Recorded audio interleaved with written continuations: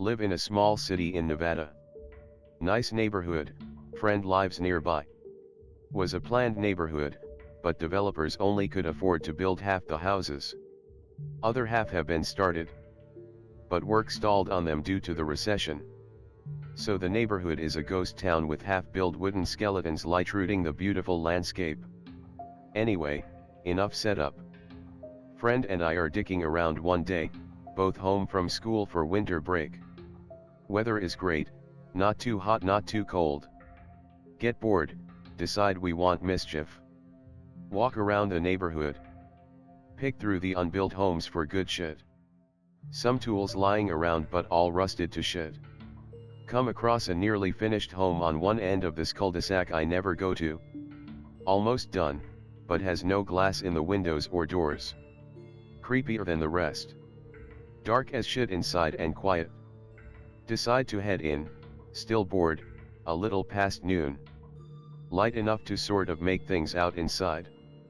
Plenty of trash, but it's trash that looks recent. Candy and chips and shit, some batteries, and some water jugs. Think maybe a hobo lives here, or maybe kids come to hang out.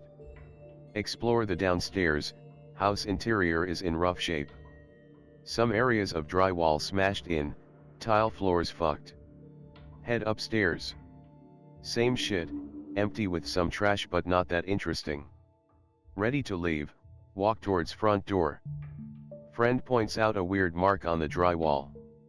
Looks like an arrow pointing down. Look around the spot, realize the grout around a big area of tile was removed. Pry it up with a small bit of wood. Pitch black hole, no idea how deep it is. Smells like shit, or maybe a dead animal I don't know. Friend wants to go down there, I say no because no light. We get some lights and some line and head back. We're coming up to the spot when we spot a problem, there's a black van parked out front. Fuck. Hang back a little ways, pretend to just be two faggots dicking around on someone's lawn. Don't recognize the van, but I'm not here much anymore, maybe someone got a new van. After about 30 minutes or so, two guys come out of the house. They look kinda dirty, the van's a little beat up, maybe contractors? Still don't know. Each has a medium/large bag. Seem heavy but I don't know, probably tools. Van leaves, try not to stare but can tell the driver is glaring at me. Van leaves and we head back. It's kinda late at this point, maybe 5 or so. Head back into the house. Head to the trap door. Notice some extra footprints in the sand near this area. Don't match my shoes or my friend's shoes. Don't pay too much attention, maybe they were here before. Pop open the trap door thing, still pitch black. Shine a light down the hole. Looks really deep. Can barely see the bottom. Footholds carved into the side, first foot and a half it's just concrete and then it seems to be stone. Some fuckers drilled through the foundation for a jerk-off cave. Long story short, tied the line to a bit of wood and me and my friend climbed down. At the bottom, maybe 20 feet from the surface. Tunnel continues to the left of the foothold. Don't remember the direction, but it was out into the undeveloped lands around the neighborhood. Start walking. Fucking cold at this point. Tunnel narrows and widens by small amounts as we go, probably walked another 25 feet. Tunnel opens up greatly at this point, like a small room. Tarps hanging along one wall, see an old sofa in the center. Fug.png. Tarps along the wall, sofa in the middle. Pitch black, see some sort of table against a wall. Lantern, some condoms, and bullets. Yeah, fucking 9mm hollow points, Winchester I think. Fugme.png. Turn on the lantern, more light the better. Getting cold and spooked. Friend is over by the couch. He calls me over. Fucking huge brown stains on the couch. Laugh at first, maybe this is grandpa's dream nuclear holocaust bunker. Friend seems freaked out. He walks over to a tarp on the wall. Pulls it back. I was looking at a different wall. He fucking bolts. Halfway up the tunnel thing when I get to him. He ignores me and climbs up, hear him run outside. Decide to stay and hope the van doesn't see that faggot running away from the house. Head back into the room. Check out one of the tarps. Just big blue camping tarps, nothing crazy. Way up on the wall by big nails in the stone or something. Pull the tarp back. Fucking prison shackles drilled or nailed into the stone. Fuck. So I flipped my shit a little too, bolted out, and up the hole. Friend is across the street. See the guys in the van coming back. Shit. Another long story short, we walk quietly back home, van passes us and doesn't pass again. If it left that night I think it would have had to have rolled by my house, but maybe there's another way out that's new. Either way didn't see the van again. Friend calls me a few days later telling me about the pictures and he asks me if I saw the chains. Tell him yeah, and then I felt numb. Fuck. I forgot to shut the lantern off and close the tile cover when I left. Shit. Didn't tell my friend that, he seems anxious enough. My GF and I live about 1.5 to 2 miles away from each other. We live in Vegas and if you've ever been, you'll notice that a lot of the residential neighborhoods away from the strip, casinos, border the desert. Imagine whole neighborhoods that just end into the nothingness that are the Sierra Nevadas.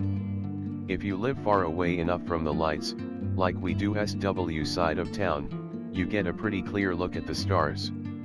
Kind of awesome. Unlike major cities like Los Angeles that have virtually no stars in the night sky due to light pollution. Sorry this is taking forever but the setting is important. I'll start. Dropping GF home one night around 1 or 2 a.m. Hot summer night. Begin my 2 to 5 minute drive home.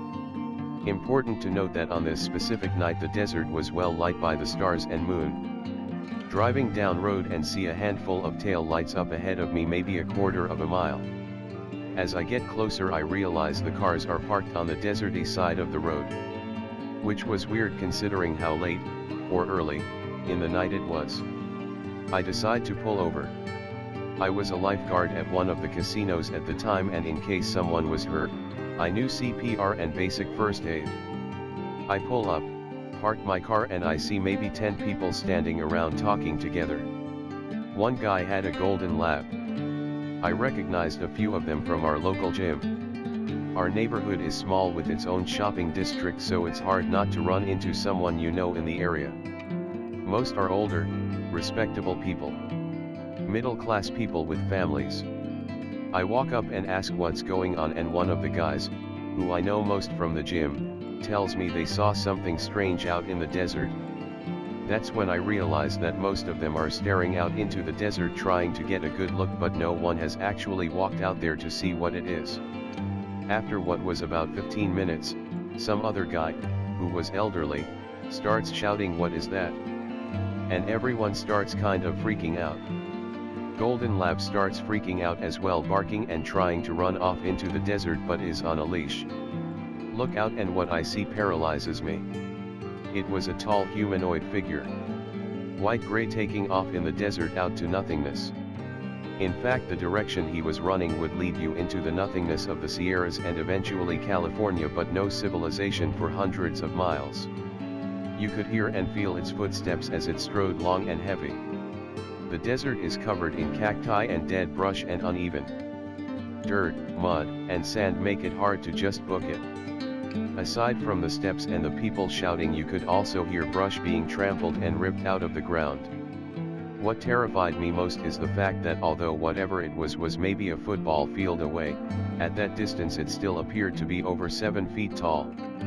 I couldn't imagine the size of this thing standing next to a human. I wouldn't want to. After a few more minutes, people start hopping in their cars. Dog is still going crazy. My mouth is dry and I feel like all emotion has left my body out of the sheer fear I experienced. The last remaining couple of minutes of my drive home seemed eternal. I snapped out of it for a second when my phone rang. It was a text from my GF asking if I made it home okay. A custom we have. Super cute, I know. I didn't tell her about what happened. I lied and said I was already in bed. It was then that I realized the center console in my car wasn't lit. Radio, clock, dials, etc. all shut off. Headlights too. Tried turning on the radio and I got nothing. Right before that, I was running my phone through the speakers via auxiliary and it worked just fine. Next morning I pop the hood and find that all fuses were shorted. I never turned my car off when I parked. B5. Had a weird dream. A couple of years had passed. Still has exactly the same dream every once in a while. Begin to realize that whenever I have this dream I wake up covered in sweat. Dream was like, I would find myself in the middle of the living room. Then lights go out. There's something glowing upstairs. Go there to check. See a male hand holding a lamp. Kinda of green limeish light glowing from the lamp. In hand is visible some weird looking symbols and something that resembles a tribal tattoo. Dude holding lamp starts moving. Proceed to hide in a room and play dead while he descends the stairs. Feel him passing through me. See he's heading for the exit of my house. Go after him. Look at him from a corner. Man is around 6'4" 6'5" and is wearing black priestish clothes. He looks in my direction. Black eyes with a bright red dot, shining like a firefly. My body freezes. He takes 2 steps into my direction. Body can't move. He stops. I start trembling. He turns his back and leaves. I take a deep breath and stand in my spot in a fetal position until I wake. 18 years later. Still has the same dream. Exactly the same. The same lamp. The same man. The same eyes. Like a play rehearsed a million times. Even if I'm lucid dreaming, or nightmaring if you prefer. Live in a town of 2,000 people, so small it's actually considered a village instead of a town. Town high school was built in the 1890s and is still used today. Grade school was rebuilt in the 1990s, so moving from 8th grade to high school is a big change in scenery. The school had a lake in front of it when it was first built, but they had a problem with it flooding, so they built a small river through the town in order to drain the lake. I think they did that in the 60s, but that's not important. It was very common in grade school for the teachers to talk about how the high school building was haunted by a ghost named Edgar. As a little kid it freaked us out, of course, but as we grew older, fewer and fewer of us actually believed in it. During high school orientation, at one point they just turned us loose in the building so that we could explore and find out where all of the classrooms were. Down in the basement we were checking out the library, and found these large picture frames. The frames were hung on a thing like posters are in the store. There are multiple two-sided frames on hinges so they kind of flip together. Each frame had the class picture of a graduating class, from 1903 to the present. We had fun finding pictures of parents and relatives to see what they looked like in high school. Small town, almost every kid was the offspring of an alumni. Then we started flipping through all of the old pictures and a friend stopped us. He said nothing and just pointed at a picture. It was the class of 1917, and written underneath of the picture was "In memory of Edgar Wary." After looking at the picture closely, we realized that 2 of the students looked identical. Edgar had a twin brother, Thomas Wary. The next week, we started looking into the books at the town library, not the school library. They had these old super dusty books that had every major news story the town had ever had. Turns out, the old tree in front of the high school used to hang out over the lake. One morning they discovered Edgar hung from the branch of the tree, hanging above the water. Police deemed it a murder, but Thomas didn't want to believe it. He hunted down and murdered 3 people who he thought had killed his twin brother. We went to school the next day and started talking to the superintendent. Once he started talking, all the sense of authority in his voice went away. He told us that what we had discovered had actually happened, and the school tries to keep kids from finding out about it. Tells us it's to keep distractions down. They think if everyone is talking about murders they won't get their work done. Even though these murders happened almost 100 years ago. Fast forward to junior year, haven't thought about Edgar or Thomas in a while. Got to school earlier than usual, only about 5 or 6 kids in the school before me. See someone in a suit and tie walking down the stairs, none of the teachers ever dressed that nice. I'm on the second floor, watch the person walk from the third floor down the stairs and into the basement before thinking that he looked out of place yet familiar. I go down the stairs to see who it was, but don't see anybody. The lights in the cafeteria weren't on yet, so all I saw was the light from the vending machines and what was coming through the door to the library. Walk into the library and see an underclassman named Kaylee, ask her if anyone had come in the last minute. She said she was the only one in there all morning.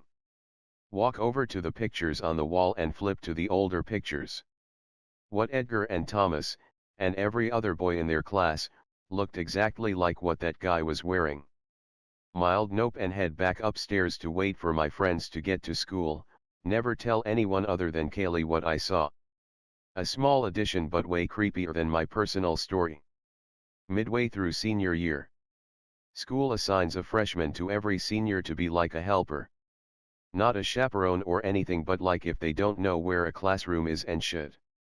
Mine's name was Steven. Steven comes up to me one day and looks pale as a ghost. Says he has to ask me something. Long story short, he had been out late the night before, and was walking home around 2 a.m. High school is in middle of town, so he walked by it on his way home. Said he saw something hanging from the tree and walked down where the lake used to be to check it out. Turned on his phone light and saw a person hanging from the tree. Ran home and woke up his sister who drove him back to the school, but of course nothing was there when he got there. He was asking me if he should tell anyone. I told him to talk to the superintendent. I'm not sure if he did or if he ever found out the whole story. Be me, several years ago in fall. Girlfriend is pagan. She tells me all about her beliefs. Claims that the Nico, Japanese catfolk, are based upon real demons. Many names by different cultures, she called them Nightwalkers. Supposed to be demons who would literally rip the soul and body apart, then drag both to hell. Yeah okay. Gif. One night driving home from her house. We live 1.1 miles from each other. Slow down at stop sign, something weird catches my eye. Look to side. See man, hunched over. Shirtless, what appears to be dark brown pants. Weird, it's super cold out. Why is he half naked? Man stands upright. From a distance of a full block, his height rises up half the tree trunk, a good 7 or 8. What the fuck? Vertical jumps into the air, vanishing as if he were stepping behind a door or something, like a filter, removing him from reality. Call her up, freaking out. Get the fuck out of there, now. On the phone with her the whole time. Loud noises everywhere. Tree limbs shaking and leaves falling as if something is jumping through them like some Naruto shit. Hear tires screech as car comes to a halt, as if something ran in front of it. Get to my ally, park car, and run out. Hear motorcycle slow down, then hightail it and squeal out like something spooked him. Hear neighbor's dog barking aggressively. Owner steps out, shut the foo, get inside now. All within seconds of each other. Jump fence, run across yard, get inside, lock door. Still on phone. Hear on my roof something heavy land, followed by 2 striding thuds, and something drag across the shingles. Ask her what the fuck this shit is. She claims it is a night walker. What the fuck is it doing here? Hunting. Hear it leap off of roof. Remember we are just over a mile away. About 9 seconds pass and, over the phone, I hear it land on her roof. She freaks the fuck out. She hangs up. Next morning, police are everywhere. Inspect shingles on roof. Looks like a branch hit the roof under strong winds and ripped the shingles up. Call her. She is okay. Go to her house. One of her trees has bark ripped off of it. Yard smells like it was set on fire. So, some spooky shit happened to me and I want your opinions. Be me. Be with friend. Decide to explore pick related. Wait until it's dark. Get all of our equipment. Arrive at the project. In the middle of the hood, other abandoned buildings are scattered around. Glass in entrance is busted out. Turn on flashlights, get knives out. Possibility of junkies. We slowly enter. Dirty old clothes and broken furniture everywhere on the floor. Able to see straight into the basement. Pretty dark with only some dim light coming from the small windows on the other side of the basement. Trash everywhere. Nope.jpg. We peek into some of the flats, scared as all hell. Walk up the stairs. Peek into the flats on the first floor. Look into broken elevator shaft. Walk up the stairs again. Enter a flat. Clear out every room because possibility of junkies. Perfectly made bed in one of the rooms. Think a hobo lives there, leave. Walk up the stairs again. Approach one of the flats, hear something falling inside of it. Scared.jpg. Sneak down the stairs out of the building. Walk around, occasionally hear shuffling sounds from the building. Man up, say we're going to the top floor to catch a tag. Sneak up the stairs. Started from the bottom, now we hear. He starts writing the first letter. Falls on the floor, not responding to me. Think he just slipped and got stunned because scared. He gets up, continues to write. He finishes, we leave. When we walk away, he tells me why he fell. Apparently, when he started writing, he felt a pain so strong it put him on the floor. He got up, continued to write and felt the pain the whole time he was tagging. Only when tagging. What do you think? Did he piss off the spirit of a person who lived in there? What could the pain have been, and why did he only feel it when writing?